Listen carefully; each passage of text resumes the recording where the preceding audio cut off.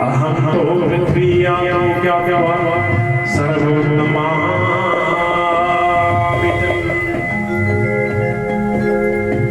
पुष्करम च प्रयागम च काशी गोदावरी तथा मैं इस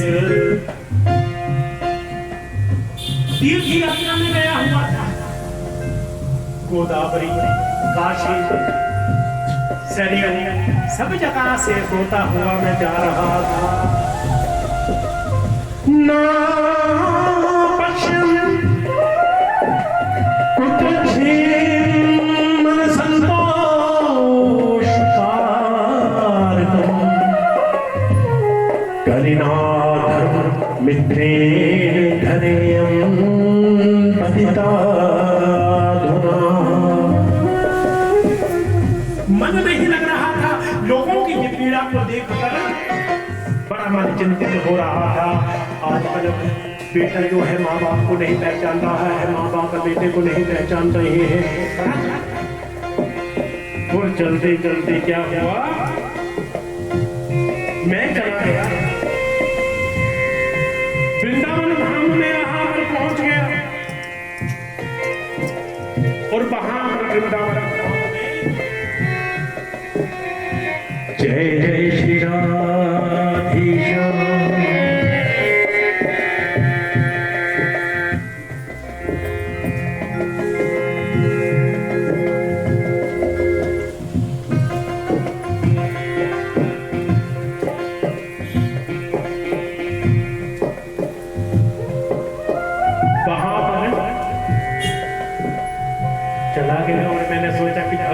कृष्ण के दर्शन कर लो। मैं लाइन में खड़ा हो गया, पंक्ति में खड़ा हो गया। संत कुमारों से बता रहे हैं अब क्या है, वो भगवान को आवाज दे रहे हैं कि हे प्रभु, हे प्रभु, हे प्रभु, दर्शन दो, दर्शन दो, दर्शन दो। बड़ी करुणामयी आवाज में वो बुला रहे हैं भगवान को। लेकिन पीछे से कोई स्त्री महिला नारद को आवाज दे रहे हैं कि हे महापुरुष, मेरी रक्षा करो, मेरे ऊपर कृपा करो, मेरे ऊपर कृपा करो। क्या बोल रही है?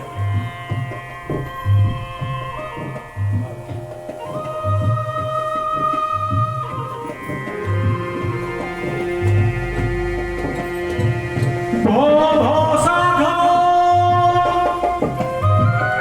कृष्णं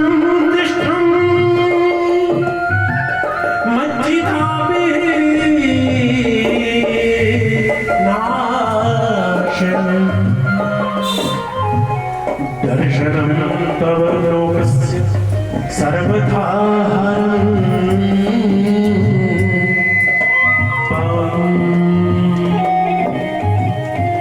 वो साधु कि हे साधु रुको, मेरे ऊपर कृपा करो, मेरे ऊपर कृपा करो।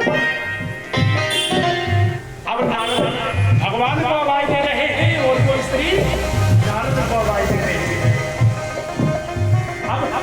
हम होते तो हम क्या करते? एक व्यक्ति को क्या करना चाहिए कि हम जिसको आवाज दे रहे हैं उसको बाजने दें, लेकिन जो हमें आवाज दे रहा है पहले हम उसकी सुने। और नारद जी ने दिया से आज उस स्त्री से पूछा कि अरे माता तुम कौन हो? बोला मैं भक्ति। कौन भक्ति?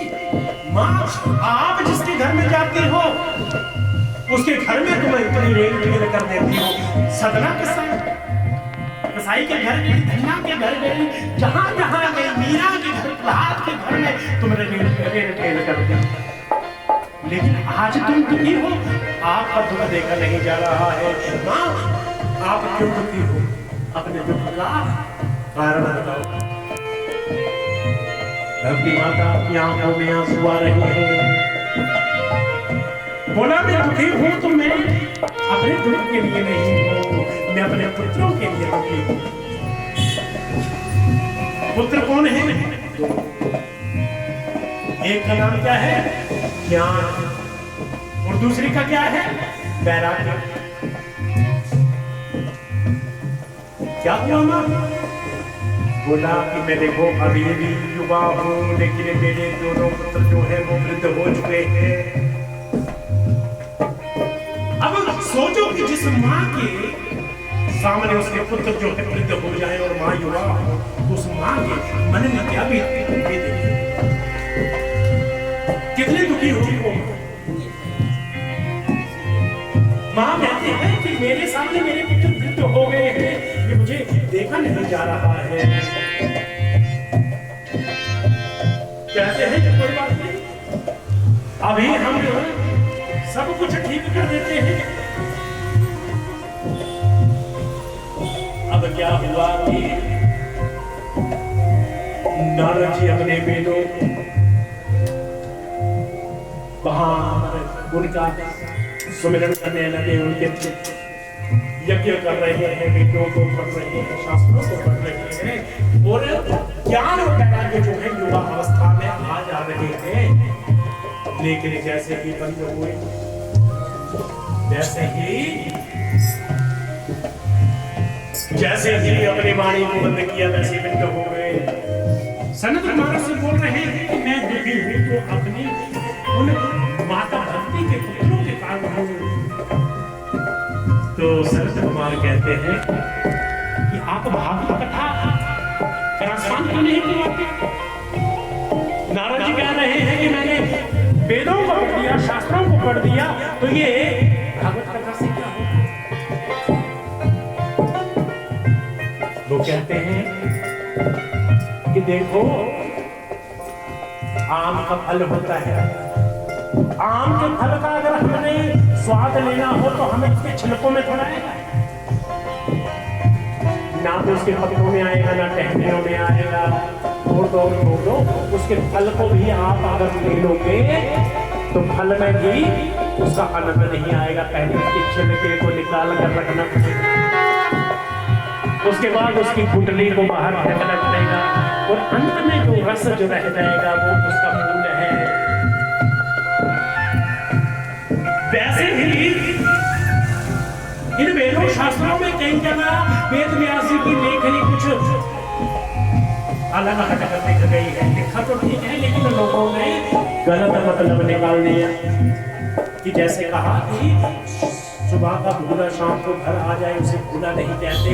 अगर जीवन में किसी ने अच्छा काम नहीं किया लेकिन अंत में अच्छा काम कर ले तो सारे पाप मुक्त हो जाते हैं। तो अब पापियों ने क्या करना शुरू कर दिया कि साल भर अच्छे काम नहीं करेंगे और नवरात्रों में माला लेकर बैठ जाएंगे कि उनसे जैसा उनसे बड़ा कोई धर्मात्मा नहीं है।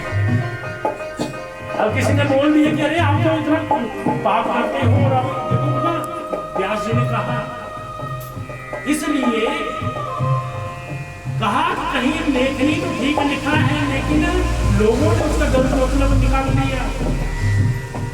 अब इसलिए ये भागवत जो है उसका तत्व है, निचोड़ है। और आज भागवत कथा कौन करे, कौन करवाए? सनत कुमार जी कहते हैं ऐसे करो, भक्ति माता को कहो वृंदावन में है, उनको कहो आधा तुम आओ और आधा हम यहाँ से बद्रीनाथ धाम से चलते हैं और बीच में जहाँ पर मिल जाएंगे वहां पर करते करते। वहां से सनत कुमार जी चल रहे हैं और यहाँ से वृंदावन से माता भक्ति अपने बच्चों को लेकर आ रही है और हरिद्वार के आनंद तक में आज वहां पर मिलते हैं और आनंद तक में आज सनत कुमार जी आज कथा को सुना रहे हैं। और जैसे ही कथा सुनाई है वैसे ही माता भक्ति के पुत्र जो है वो युवावस्था में आ गए हैं। अब बात क्या है कि माता भक्ति युवा क्यों है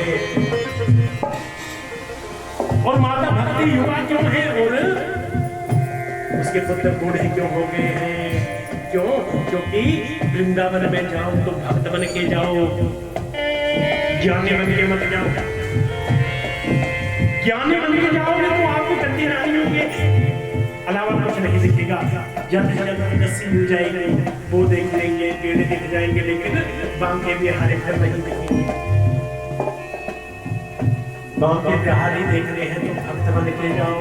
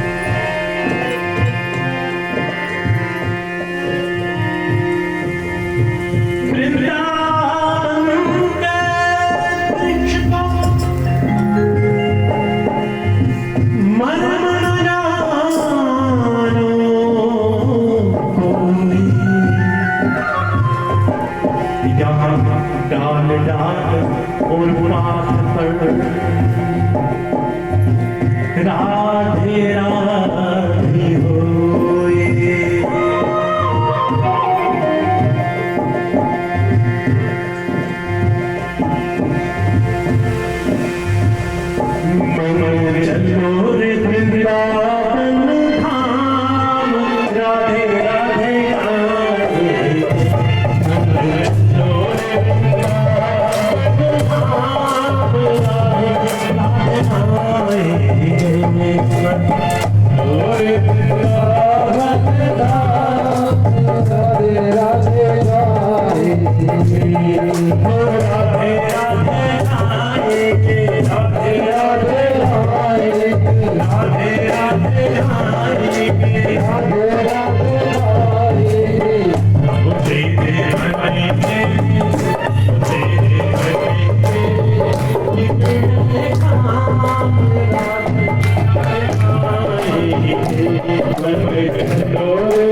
you.